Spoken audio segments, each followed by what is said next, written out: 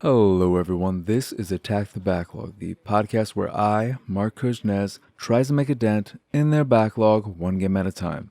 This episode is all about Strange Brigade, a cooperative third-person shooter where you and up to 3 other players make your way through the deserts, towns, and tombs of Egypt in order to stop the evil queen Seteki from taking over the world, or some crap like that. Honestly, the story doesn't matter. All you need to know is that you shoot a lot of mummies, skeletons, scorpions, and the like. And if that's something that tickles your fancy,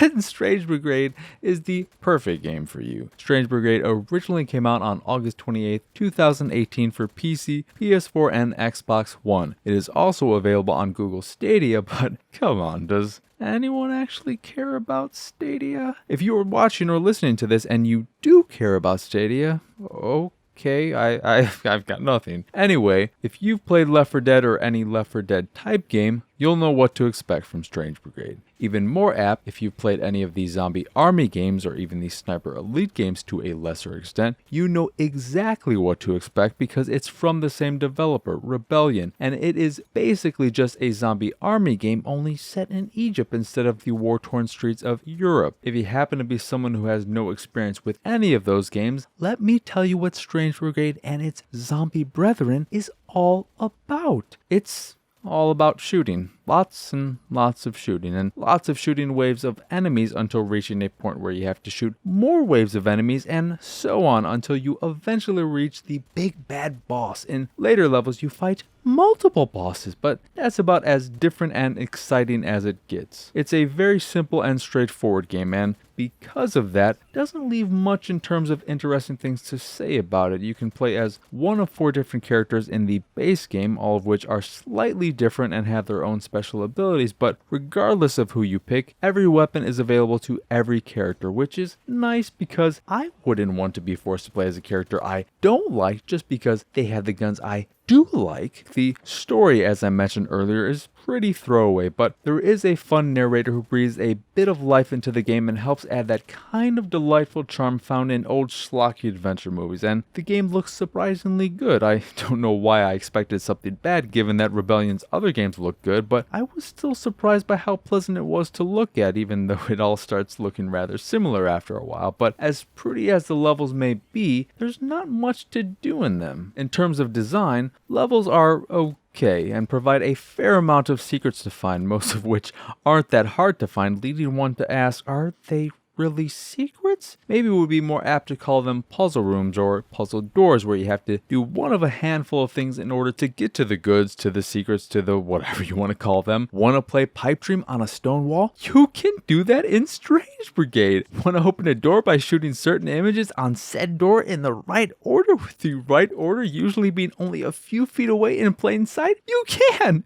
In Strange Brigade! There's more than that, but you end up doing the same thing often in order to reach these secret rooms, and ultimately what lies behind these doors is never too exciting. The most rewarding secret is the cat room, which opens up if you find and shoot all 6, thankfully, ceramic cats that are hidden throughout each level and give off a little meow when you are close to them. That was a meow for me, just so you know. I just want you to know. That was a professional meow. But while Strange Brigade provides you with things to do other than shooting, the fact that you never feel clever finding any of it makes it all significantly less rewarding. Speaking of shooting cats, which is one of my favorite pastimes, as far as third-person shooters go, Strange Brigade falls somewhere in the middle. It is by no means the worst feeling shooter I've played, but it's also nowhere near the best and somehow doesn't feel as tight as Rebellion's other games. Dealing with most enemies is fine because they move so slowly, but anything that moves quickly can be a pain in the ass because the controls are loose and make it hard to be as accurate as one would like. For the most part, this doesn't pose much of a problem, but when you're facing a boss who requires accurate shooting of very small points on their body, it becomes a big and extremely extremely frustrating problem. Too often when dealing with such bosses, I would just have to wait until I could use my grenade, which is based on a timer, to hit a weak point with splash damage and then avoid their attacks until I could use my grenade again. This wasn't fun, and it was the norm. You can try a different gun with a high accuracy, but even still, hitting specific points on a moving target never worked as well as it should have. To go back to the enemies themselves, they range from basic zombies and skeletons who just shamble in your general direction to scorpions that'll dig underground to sneak up on you, and bull-like beings that'll charge at you like,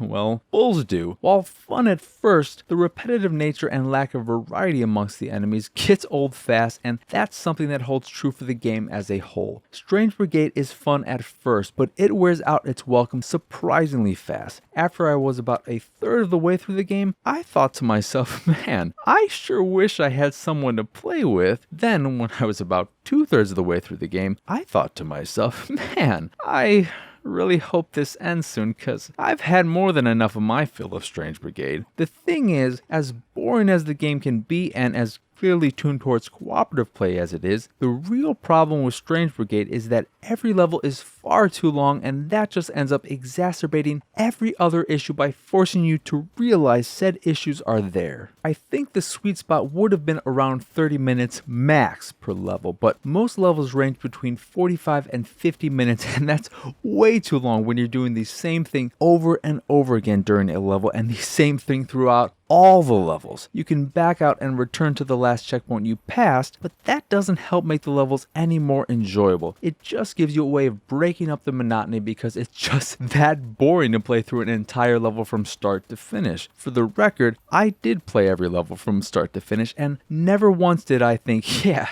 that felt just right. If levels were shorter and more creative, Strange Brigade would have held my attention throughout, but since every level goes on far too long and ends up being nothing but a handful of horror rooms that are attached by tunnels and minimal diversions, and what diversions are there aren't that exciting, I wanted nothing more than to be done with the game as soon as possible. The most telling thing is probably the fact that while I own the DLC, which includes 4 new characters and 3 new levels, I didn't play any of it because I couldn't be bothered to spend a single additional second in the world of Strange Brigade. While I'm sure it's much more enjoyable in co-op, even still, Strange Brigade is a game that loses steam far too quickly, and that's too bad because it starts off strong with loads of charm and an overall fun vibe, but charm and good vibes can only carry you so long, and Strange Brigade's charm can't carry the game anywhere near as long as it needs to. Anyway, that will do it for this here episode of Attack the Backlog. Once again, I am your host, Marc.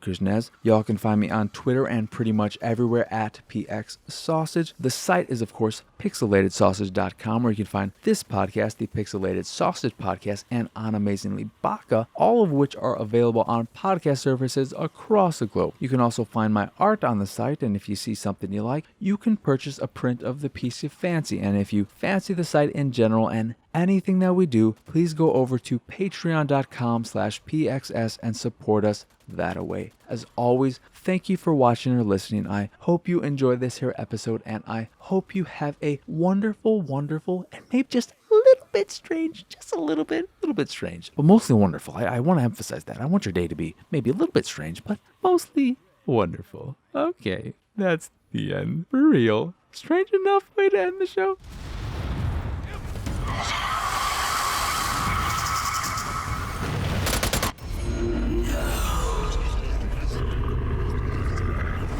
Oh, heavens! Go back.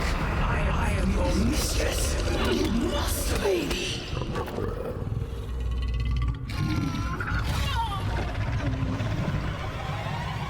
The Queen of the Damned, doomed!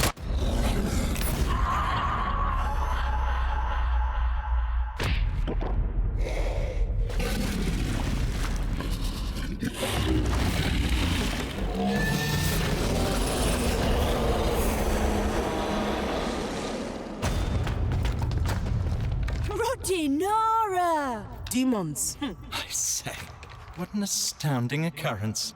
Mind how you go, Your Majesty.